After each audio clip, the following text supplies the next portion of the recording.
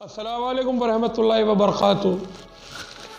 میں پیر صوفی آفتاب میاں بڑے خوبصورت جانکاری کے ساتھ آپ کی خدمت میں ایک بار پھر سے حاضر۔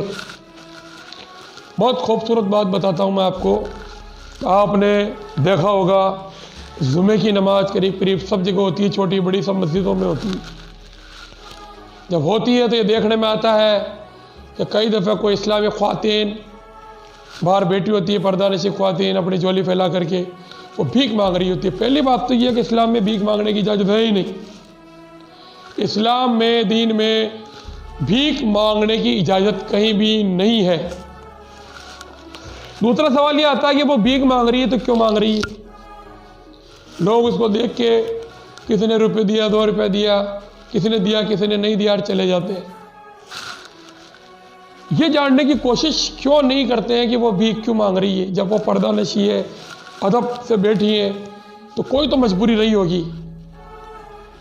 کسی بھی معاشرے کی عورتیں اگر بھیک مانگے تو اچھی بات نہیں۔ اسلام کے علاوہ میں سبھی دھرموں کے لیے کہتا ہوں کہ کہیں سب جگہ کہیں نہ کہیں کوئی نہ کوئی باریک باریک عورتیں بھیک مانگتی ہیں، تو یہ جاننے کی کوشش کرے کہ وہ بھیک کیوں مانگ رہی ہے۔ مسلمان بھی مسلمان عورتوں کو دیکھ لو، ہندو بھی ہندو عورتوں کو دیکھ لو۔ مندروں کے باہر جو عورتیں بیٹھتی ہیں ان میں کئی ایسے واقعات سامنے آئے ہیں۔ تو ہندو بھائی مندر جاتے ہیں تو وہ جانکاری کریں، مسلمان بھائی جانکاری کریں کہ بھائی وہ ایسا کیوں کر رہی ہے۔ ہو سکے جس طریقے سے مسجد کی پیٹی میں سب 10 روپے 20 روپے 50 روپے ڈالتے ہیں، اسی طریقے سے تھوڑے 2 10 20 50 بار اکٹھے کر کے تھوڑے تھوڑے ملا کر کے اس کی مدد کرنے کی کوشش کریں، اور پتہ کریں وہ بھیک کیوں مانگ رہی ہے، اس کی کیا مجبوری ہے، کون ہے، کہاں کی ہے، جانکاری کرنے کی کوشش کریں۔ کیونکہ ایک عورت بھیک کیوں مانگتی ہے، ایسا موقع کیوں آتا ہے، وہ عورت کسی نہ کسی کی تو عزت رہی ہوگی۔ اور میرے نبی نے عورتوں کی بہت عزت کری، جو بھی ولی اللہ ہے سب نے عورتوں کی بہت عزت کری۔ ہر انسان کو چاہیے کہ وہ عورت کی عزت کرے، یہ سبھی دھرموں کے اندر ہے۔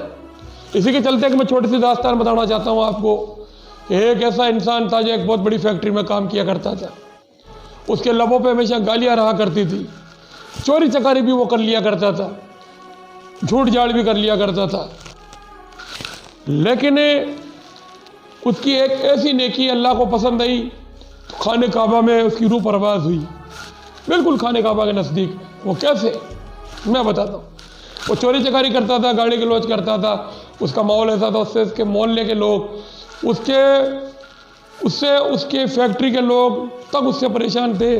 لیکن وہ چل رہا تھا جیسے تیسے کام، وہ کام کرتا تھا دھن میں اپنے، کوئی ایک بات کرتا الٹا جواب دیتا، گاڑی گلوچ کر لیتا، کبھی کبھی کوئی ایسا موقع آتا تو چوری چکاری بھی کر لیتا تھا، فیکٹری میں کر لیتا تھا، چھوٹا موٹا ہاتھ مار لیتا تھا۔ یہ اس کو لوگ نبھا رہے تھے، ٹھیک اب جیسا ہے، اکیلا ہے، جو ہے سو ہے۔ اب وہ فیکٹری مالک ہمیشہ انڈیا میں چٹھیاں ڈال کے پرچیاں لکھ کر کے سب کے ناموں کی وہ قرہ نکالا کرتا تھا۔ اس میں یہ تھا کہ وہ قرہ نکال کر کے ہر سال ایک آدمی کو حج پہ بھیجا کرتا تھا فیکٹری مالک۔ تو ہمیشہ کسی نہ کسی کا نام آتا، لوگ حج پہ جاتے واپس آتے۔ ایک دفعہ ایک پرچی میں اس کا نام آیا، سب مزدوروں نے بھی سنا، فیکٹری مالک نے بھی دیکھا اس کا نام، اس نے منع کر دیا، میں نہیں جاتا کسی حج پہ، ہٹاؤ۔ چلو کسی اور کا دوبارہ ڈال دیا، اس کو سب پرچیوں کو واپس ہی لایا، دوسرے کا نام آ گیا۔ اگلے سال بھی ایسا ہوا، اس کے بعد بھی ایسا ہوا۔ تو 3 سالوں تک لگاتار قرے کے اندر اس کا نام فسٹ میں پہلی دفعہ اس کا نام آ رہا تھا۔ تو فیکٹری مالک نے کہا کہ بھائی میں تمہیں کہتا ہوں تم حج پہ چلے جاؤ، تو صاحب منع کر دیا، تو نہیں جانا مجھے حج پہ۔ واپس اسی پرچوں کے سب کو ہلا کے گھما کے، پھر کسی بچے سے پرچے سے وہ قرہ نے باہر نکال کے دیکھا اس کے اندر، تو پھر اسی کا نام، پھر منع کر دیا، پھر ڈالا، پھر تیسری بار پھر اسی کا نام۔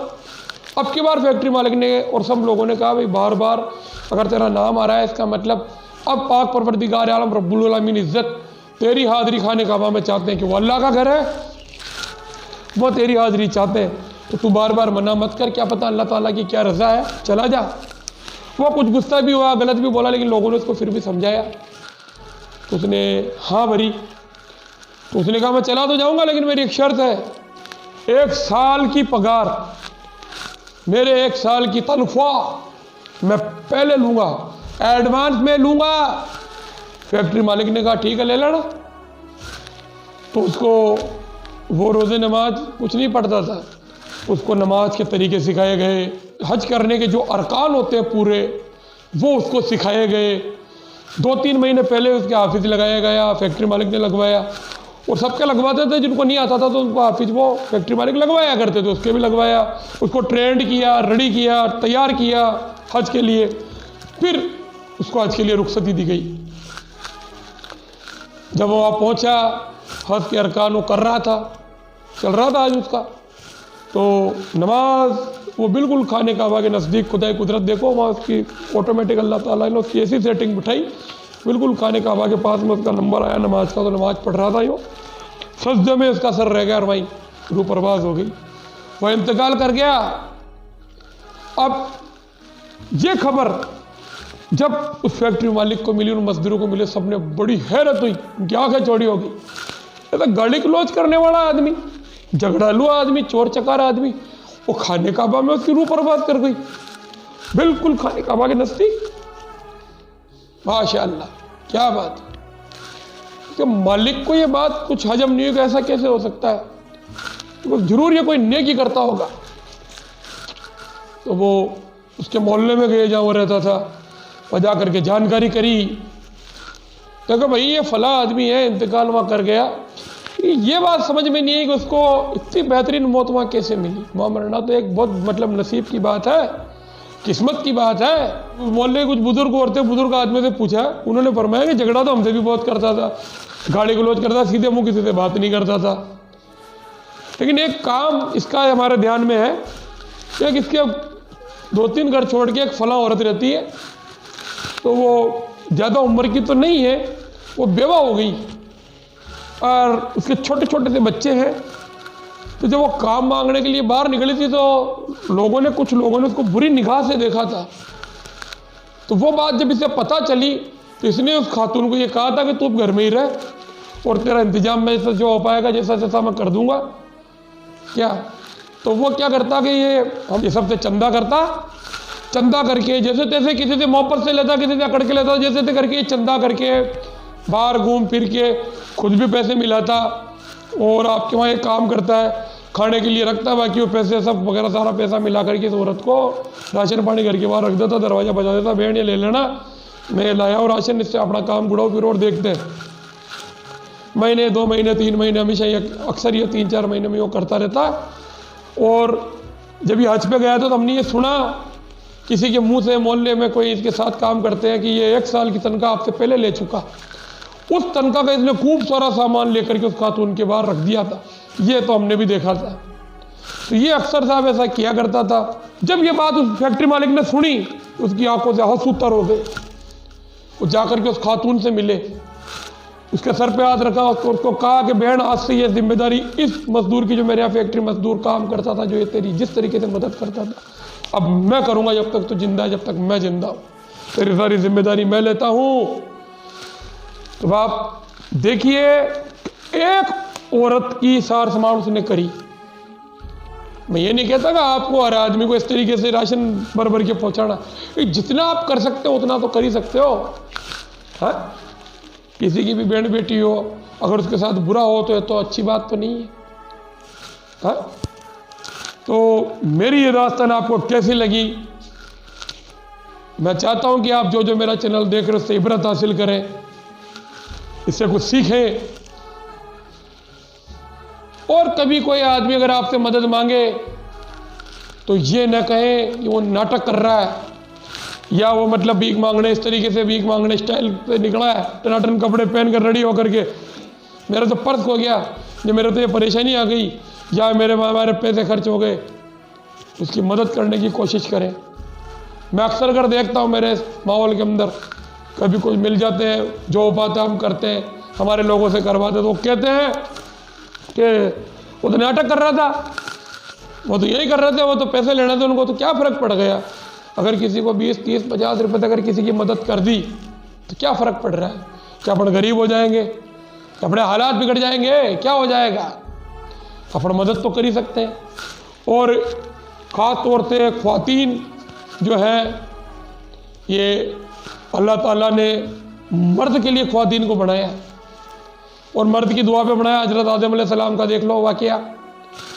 تو وہ کوئی بھی ہو، اگر آپ کو لگتا ہے کہ یہ عادتاً بھکاری نہیں ہے، لگ رہا ہے کہ وہ لبادت سے کوئی پاریوارک سمجھدار اور کسی مجبوری بس، تو آپ اس کی مدد کرنے کی کوشش کریں۔